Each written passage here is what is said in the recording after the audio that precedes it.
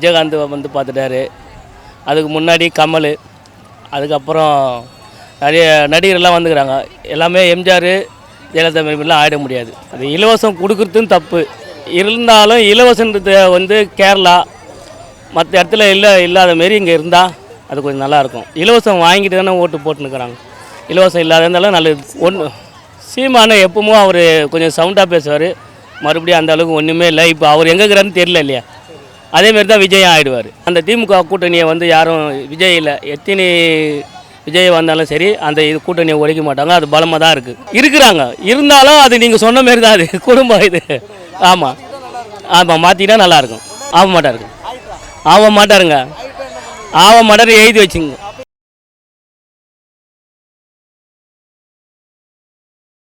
அரசியலுக்கு வந்துக்கிறதுனால ஒன்றும் அவ்வளோ பெருசாக எதுவும் செய்யலை. விஜயகாந்த் வந்து பார்த்துட்டாரு. அதுக்கு முன்னாடி கமல், அதுக்கப்புறம் நிறைய நடிகர்லாம் வந்துக்கிறாங்க.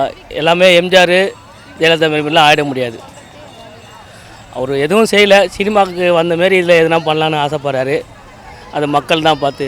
இப்போ தமிழ்நாட்டில் எந்த ஆட்சி சரியாக செயல்படுதுன்னு நினைக்கிறீங்க? எந்த ஆட்சினா திமுக பரவாயில்ல. ஆனால் வந்து திமுகவே வந்து நேருக்கு நேராக விஜய் எதிர்த்துட்டாரு. அதை எப்படி பார்க்குறது? அது பேசுகிறவங்க எல்லாமே பேசலாம்ல. விஜயகாந்த் இந்த மாதிரி எம்ஜிஆருக்கு அப்புறம் விஜய், அதாவது யங்கர்ஸ் 30 வயசு அவங்க அந்த ஓட்டு போடுவாங்க. அதெல்லாம் வர முடியாது. அப்போ இளைஞர் கையில் தான் அரசியல், இளைஞர்கள் தான் அடுத்த அரசியல் இருக்குது. கொஞ்சம் காலத்துக்கு அப்புறம் வந்து அப்போ விஜய் தான் வரதுக்கு வாய்ப்பு இருக்குது. அந்த விஜய் அந்த 30 வயசு இல்லை ஆணுங்களுக்கு அது புரியாது இல்லை, சின்ன வயசு. அது புரிதலுக்கு வந்து அது போக போக தான் தெரியும் அவங்களுக்கு. ஆனால் 30 வயசுக்கு மேலே இருக்கவங்க இலவசம் வாங்கிட்டு ஈஸியாக ஓட்டு போட்டுறாங்க அப்படின்னு சொல்கிறாங்க. அது இலவசம் கொடுக்குறதும் தப்பு இருந்தாலும் இலவசன்றதை வந்து கேரளா மற்ற இடத்துல இல்லாத மாரி இங்கே இருந்தால் அது கொஞ்சம் நல்லாயிருக்கும். இலவசம் வாங்கிட்டு தானே ஓட்டு போட்டுன்னுக்கிறாங்க. இலவசம் இல்லாத இருந்தாலும் நல்லது தான். அதிமுக பாஜக கூட்டணி அமைச்சருக்கு எப்படி இருக்குன்னு நினைக்கிறீங்க? அது எப்பவும் அது வந்து தேவையில்லாதது தானே. அது ஒன்று சீமான எப்பவும் அவர் கொஞ்சம் சவுண்டாக பேசுவார். மறுபடியும் அந்த அளவுக்கு ஒன்றுமே இல்லை. இப்போ அவர் எங்கே இருக்கிறான்னு தெரியல இல்லையா? அதேமாரி தான் விஜயம் ஆகிடுவார். ஆக்கி விட்டுருவாங்க. ஆமாம்.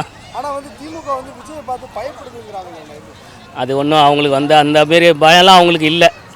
திமுகவோட கூட்டணியில் பலமாக இருக்குது.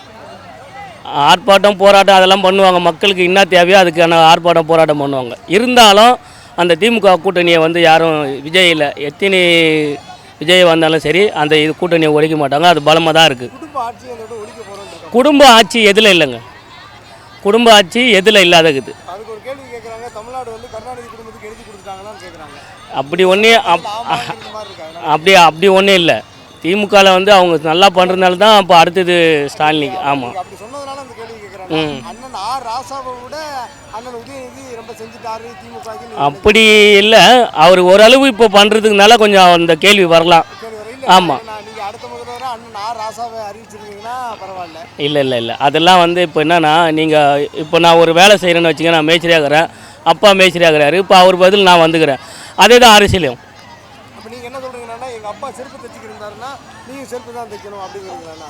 அப்படி இல்லை, அதாவது ஒரு விஷயத்த வந்து இவங்க தெரிஞ்சுன்னு தானே வராங்க.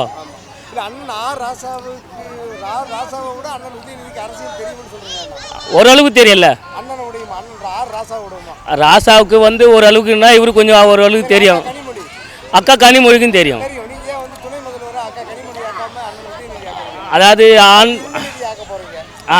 அது ஒரு பெரிய விஷயம்தான். அது நீங்கள் உங்களை வந்து ஒரு துணை முதல்வரை ஆக்கினா எனக்கு ஒரு நம்பிக்கை வரும். நான் திமுக ஆமாம் அண்ணனை ஆக்கிட்டாங்க, அடுத்து என்ன கூட முதல்ல. அது வந்து குடும்ப அரசியல் நம்ம நினைக்கிறோம். அந்த அரசியலை பற்றி அவங்களுக்கு வந்து வேலை செய்யறதுனால அந்த கேள்வி வரலாம்.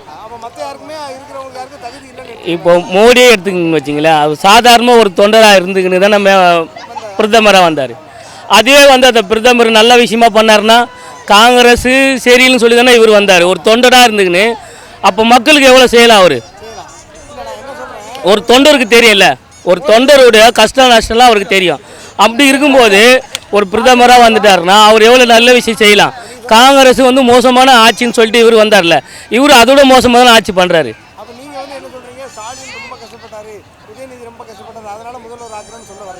ஆமாங்க, இருக்கிறாங்க. இருந்தாலும் அது நீங்கள் சொன்ன மாரி தான், அது குடும்பம் இது. ஆமாம், மாற்றிக்கிட்டா நல்லாயிருக்கும். எப்படி பார்க்குறீங்க? அது என்னன்னா ஒரு புதுசாக வரவங்களுக்கு கொஞ்சம் நாள் அந்த ஓட்டு கிடைக்கும். அதுக்கப்புறமா வந்து நீங்கள் சொன்ன மாரி விலை கொடுத்து போகிறவங்களும் இருக்கிறாங்க. அதுலேயே இப்போ நான் போயிட்டு அவங்கள ஒரு பணம் கொடுத்து கூப்பிட்டேன்னா வந்துடுவாங்க. அந்தமாரி ஆட்கள் தான் இப்போ இருப்பாங்க. முதல்வர் ஆகிட்டார். முழுசாக அவங்க யாரும் அதில் அரசியல் இருக்க போகிறதில்ல. 2026 முதல்வர் ஆகிட்டார். ஆக மாட்டாருங்க. ஆகிட்டா ஆக மாட்டாருங்க. ஆகிட்டா என்ன பண்ணுவீங்க? ஆக மாட்டார் எழுதி வச்சுங்க. அப்போ ஏன் விசிக்காக வெளியே விட மாட்டேங்கிறீங்க? ஆக மாட்டாருங்க. அவனுக்கு ஏன் நெருக்கடி கொடுக்குறீங்க? அது திருமாவளவனுக்கு நெருக்கடி கொடுக்கலங்க. அவங்களாம் அது ஒரு இது பண்ணுறது தான். மீடியாவுக்கு இப்போ நீங்கள் பண்ணுற மாரி தான் அதுவும் அப்படின்னு வரும். யாரும் யாரும் போகிறது மாரி இல்லை ஐடியா.